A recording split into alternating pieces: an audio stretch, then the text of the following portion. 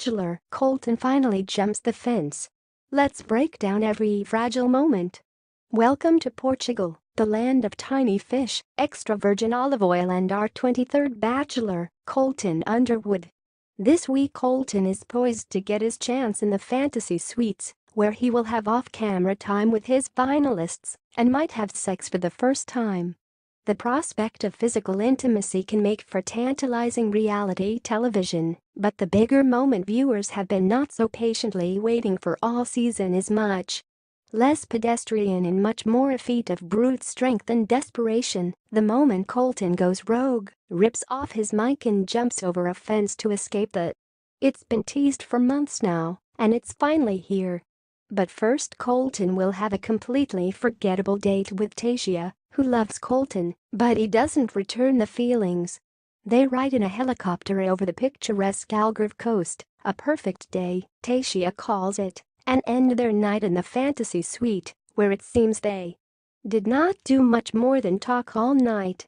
And in the morning, she learns he's never eaten a date before and is creeped out by dried figs.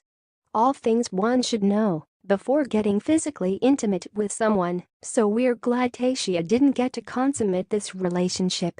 Afterward, it's on to Colton's date with Cassie, which provided most of the episode's drama. Let's break down every delicate moment. Colton's downfall started with a surprise guest that he never even saw, Randolph, Cassie's dad, who came strolling into the resort where Colton and Cassie are staying.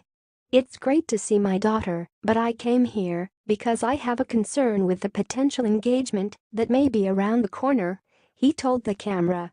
Earlier in the episode, Cassie was not pleased to learn that Colton had not received her father's blessing for potential marriage during her hometown date last week.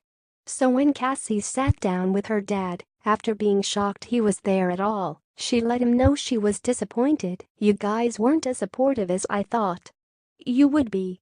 Her dad broke the bad news. He couldn't give Colton his blessing because, even though he seemed like a swell guy, Cassie didn't seem like she was all that into him. He dropped some solid dad wisdom. "There shouldn't be any hesitation in your mind when you meet somebody that you want to spend the rest of your life with," he said.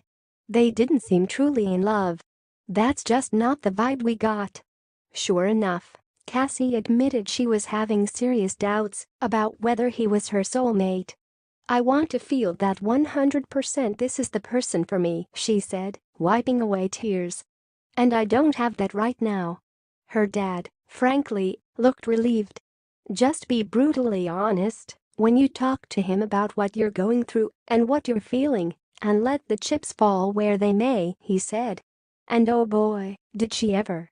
Cassie enters the evening part of their date, having decided that she needs to send herself home.